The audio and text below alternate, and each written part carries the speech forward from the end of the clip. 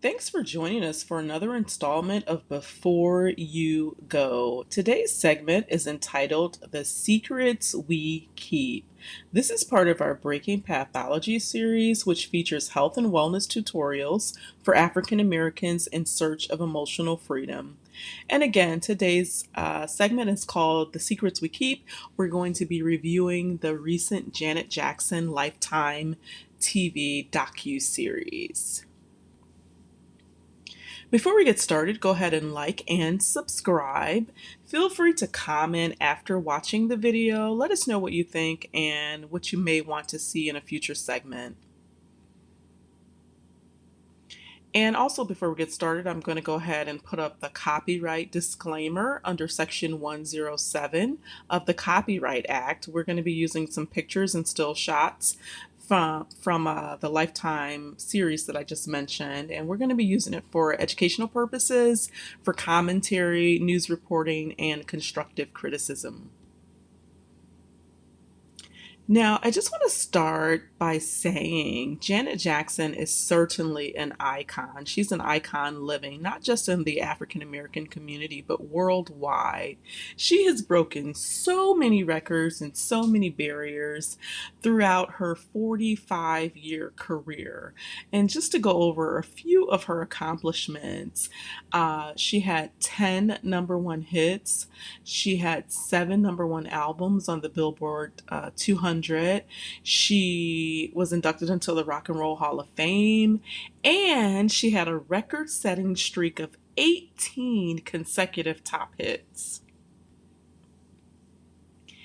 And we here at Before You Go believe in giving people their accolades and flowers while they're living. And so we just want Janet and her fans to know that we really, really appreciate her. We know she has many more hits and movies and dance moves and all of that in her. We appreciate her radiant beauty, her tenacity, her selflessness, her showmanship, her business savvy, and of course that Jackson talent. Whoopi Goldberg was in the series and she called the family unicorns, right? And they certainly are. That talent is one of a kind. Now, in terms of the secrets we keep, we're going to talk about 3 different pathologies today. We're going to talk about the pathology of poverty, the pathology of poor communication, and that of family secrets. The important thing to remember here is, if you are born into means, meaning that you are not born into poverty, then that comes with something. It comes with a power of sorts, right? The family represents generational gains or prosperity.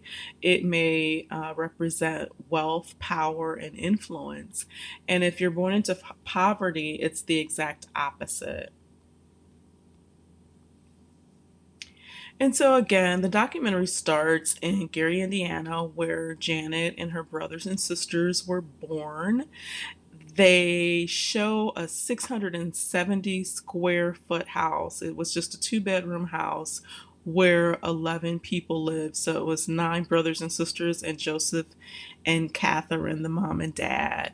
And Lifetime did a really good job of telling this poignant story of Joseph, the father who worked in a steel mill, and Catherine, the mom. I think she worked at Sears department store, and the challenges they had raising 9 children. And Gary, which at that time was the murder capital of America.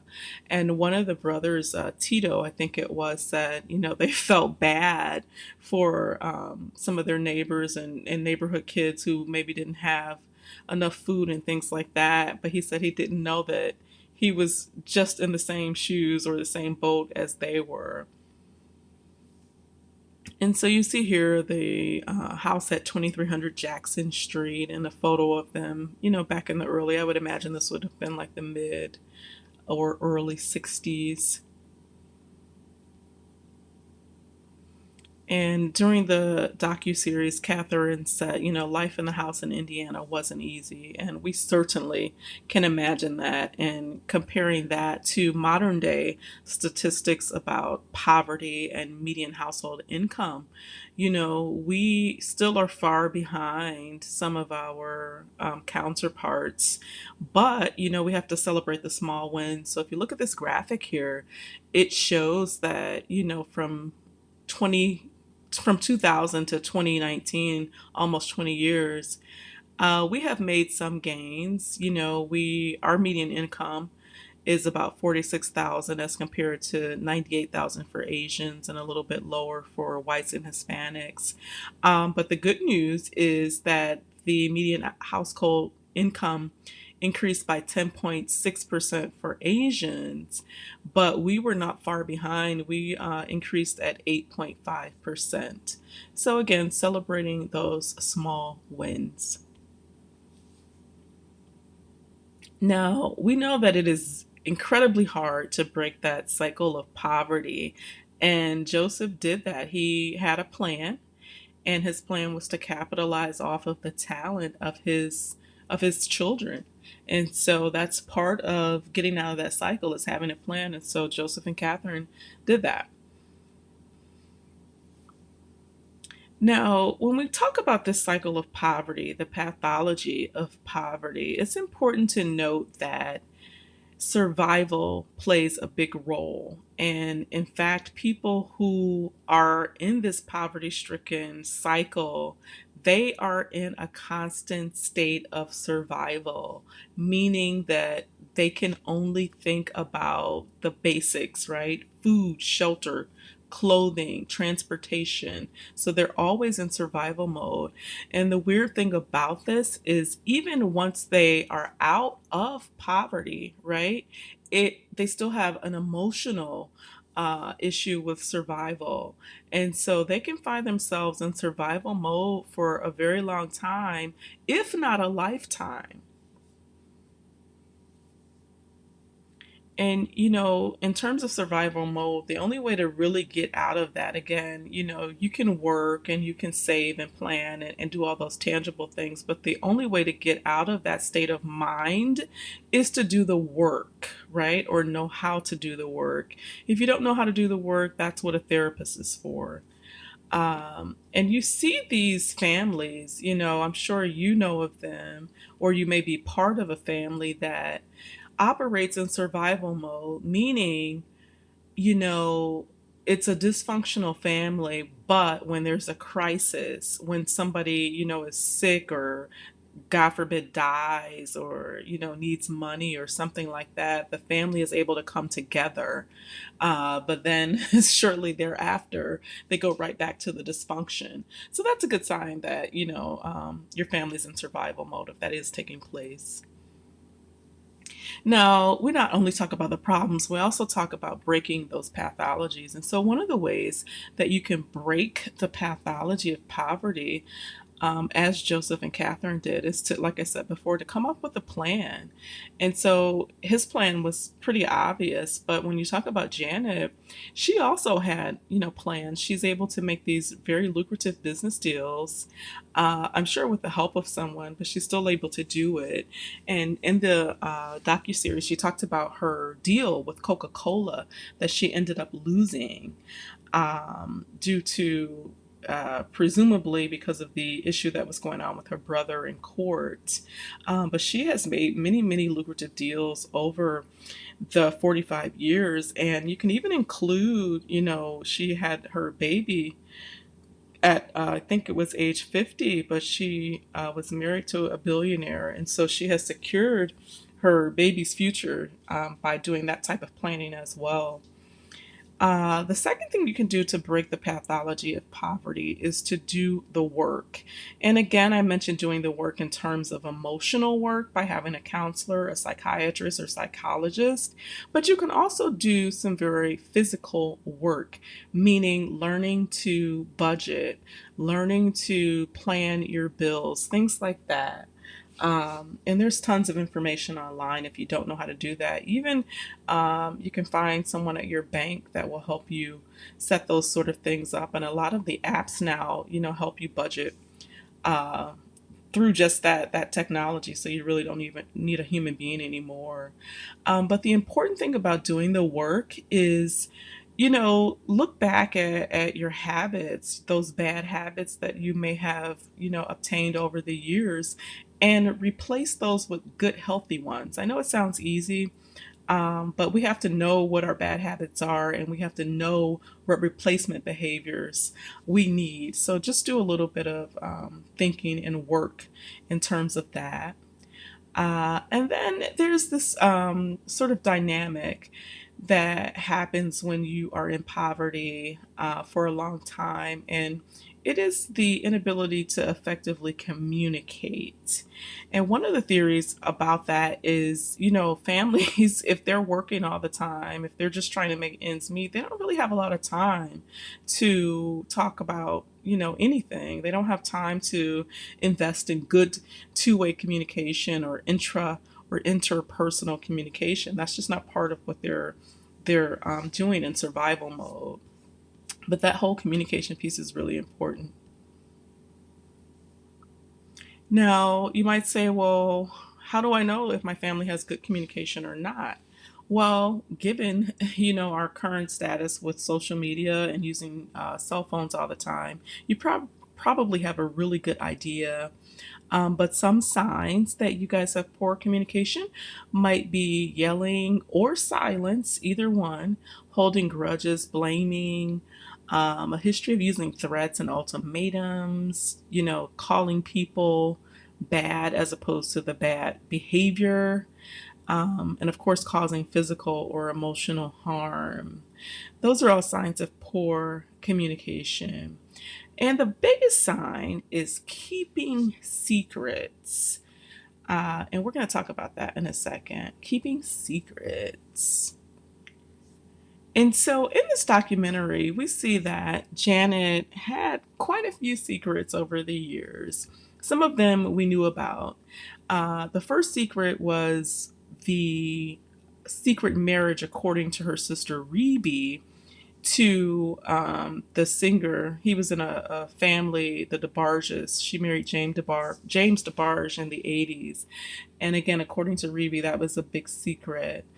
Um, for years, there was a rumor that she had a baby with him. And during the documentary, she goes on to say, she would never keep a baby from his or her father. So that kind of indicates where the rumors may have come from. During the series, she also went into depth about her marriage. I think it was a 9 or 10 year marriage to a guy named Rene Elizondo. And this relationship was a little bit different. He was her director of sorts. He directed at least one video. And the kind of odd thing about that relationship is he filmed her for almost 10 years. And I'm sure he did it under the guise of, making memories or just capturing her life on film. But he served as a director, not only for the videos, but even in the home movies, he's always like kind of directing her. So that just seems a little bit odd. Her male creative director stated in the documentary that Renee never left her side. And so, again, just some of those family secrets that, were going on at that time. And again, probably this guy has captured some of that stuff on video. And so, transitioning from these so called secret relationships and marriages, the documentary also delved into the secrecy around the Super Bowl. And, this thing was just phenomenal. It was called Nipplegate, just to give people a clue. But Jermaine Dupri, who she also had about a 10-year relationship with, she wasn't married to him, but they dated for a long time. He kind of told that story. And the story behind the Super Bowl, for those who don't know, Janet and Justin Timberlake, They were the entertainment for the Super Bowl. And they had a wonderful, amazing performance. The crowd loved it. And then there was one section of the entertainment in which Justin like pulled off her shirt, like opened her shirt in the front and exposed her nipple. But if I remember correctly, because I was watching it at the time, I think she had on a pasty, and so nothing was actually exposed. However, the backlash was horrific. She got all sorts of FCC complaints, and it was just really bad. And so, as a result, she was supposed to go to the Grammys, and they disinvited her just because of the Super Bowl issue.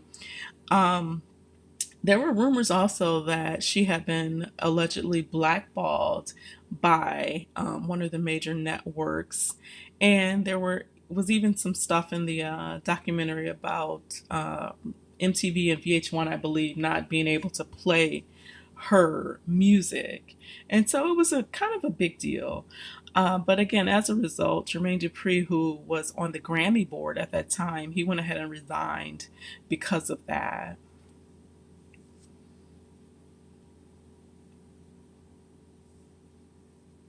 And so, that wasn't jaw dropping because we already knew all of that information that they talked about in the docu series. But the thing that was kind of interesting was that there was this very public takedown of two superstars. Because again, remember, this all took place at the exact same time that her brother Michael was going to court every day for his court case. And so this takedown of this superstar family, this again what would be Goldberg called a unicorn family. This was really interesting. And so here again, we're talking about breaking those pathologies. And so for this one, we're going to talk about how to break the pathology of family secrets. What to look for if you exist in this sort of family. And so one of the things we have to be aware of is that secrets cause resentment, and it's pretty clear in the docu series that if she didn't have resentment, she had at least some sort of remorse and sorrow for these marriages that she was in. She could not really speak of them without crying and tearing up. And so, that's part of, keeping secrets is having resentment, you know, for having to keep the secret, if you will. The other thing that was interesting is that the Jackson children appear to obviously have issues with their father. And Randy, who was featured in the docu series, he was telling Janet a story about something about when they were kids, and he kept referring to Joseph as your father, right? So not my father, but your father. And it's a small detail, but it just shows that there is some sort of dissension there or some sort of resentment of a kind. The other thing we want to look out for about keeping family secrets is that it increases the likelihood that the whatever the undiscussed trauma is, that's going to be repeated in future generations. And I'm sure you all know families that don't talk about things and they just keep repeating the same mistake after the same mistake, right?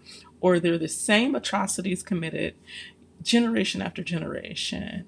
And unfortunately, we've seen that recently, in some public hearings and trials with entertainers. I'll leave it at that. The third thing we need to know about these family secrets is that they actually cause physical and emotional illness. Now, Janet did not talk about that, but she did talk about her weight issues. And, she said that she's an emotional eater and her weight has fluctuated, up and down over the years. She does a very good job when she does work out, and when it's time to perform, she looks amazing. But she has had those bouts with weight, and so again, that is an emotional issue. Now, I've given like a little bit of a summary of the docu series, but the docu series, it was 2 days and 4 parts, and it left me with some questions. And so we're calling this We Still Have Questions, Janet. And let's just unpack a little bit of this, right? When we're unpacking our traumas, we have to ask ourselves, these hard questions and have those hard conversations with ourselves and our loved ones. And so, one of the questions I have is, was there a rift between Janet and Michael? She mentioned that she lost this Coca Cola deal during the time of his trial. And she mentioned something about the Scream video. It was supposed to cost, one amount and ended up costing like $7 million or something. And I remember, we've all seen tons of video footage and photos of them. It seemed like they were very close, but toward the end, you didn't see that. And so I'm just wondering if there was a rift between the two and what it was about, if it was just about those surface things or something more. In the documentary, she also mentions that Michael had people around him, and I'm paraphrasing, but she says something like he had people around him for many years and they kept him from his family. And my question is, isn't that the exact same thing that the second husband did for you, Renee? Wasn't he a alleged handler of sorts? And so I just have that question. Um, and so that's just kind of a pathology to watch out for if that is the case. And Janet, by the way, mentioned that she did not believe any of the allegations toward Michael, and I, for the record, never have either. So that's just my 2 cents. Um, and then another question I have, and I'm sure this will never come up. It definitely didn't come up in the documentary, but I have a question about their family dynamic in terms of colorism. I noticed that there seems to be an issue with that. And if anybody has any insight into that or any theories, I would love to hear it. I'm wondering if Joseph and Catherine thought colorism would have helped them with getting out of poverty. I'll leave it at that. But those are some questions that we have. So, in conclusion, it was a great documentary. It was nice to see her open up. It was nice to see all of, the things that she has accomplished. Was it jaw dropping? No. Did we learn something from it? Absolutely. Yes, we did. And so I'll speak for myself. One thing that I learned from this documentary is really that, in America, anything is possible. I also learned that adversity breeds resilience. This is the walking, talking, living, again, icon of resiliency. And I also learned that, things look great on the outside. We already knew that. But in this case, it looks like, somebody that would have no worries, really, who looks great on the outside and who may be suffering on the inside. And the last thing I learned was, you have to do the work. She mentioned in the video that, she said, even though you do the work, she said, it's still hard. It still hurts, right? And so she probably has done many years of work. And that's the way to emotional freedom, and so that's one of the things that, not that maybe I didn't learn, but it was confirmed. And so overall, really, really great documentary. I started off the video here by talking about what an icon Janet was. And, I said she's an icon living. But if you look at this picture here to the left, picture yourself there. Not only is she a superstar, but you're a superstar as well. If we do the work and if we make plans and if we replace those bad habits with good habits, with healthy habits, you too are a superstar. And so I think that is going to wrap up this video. I hope you enjoyed it. And again, we are always here to help people on their journey to emotional freedom. If you would like more of the same, you can check out our YouTube videos, or you can go to mixedgreensforthesoul.com. That is our website. And again, we just thank you guys for coming in and for watching. Go ahead and subscribe. And like I said at the beginning, go ahead and comment if you have not already. We appreciate you and we look forward to seeing you at Before You Go.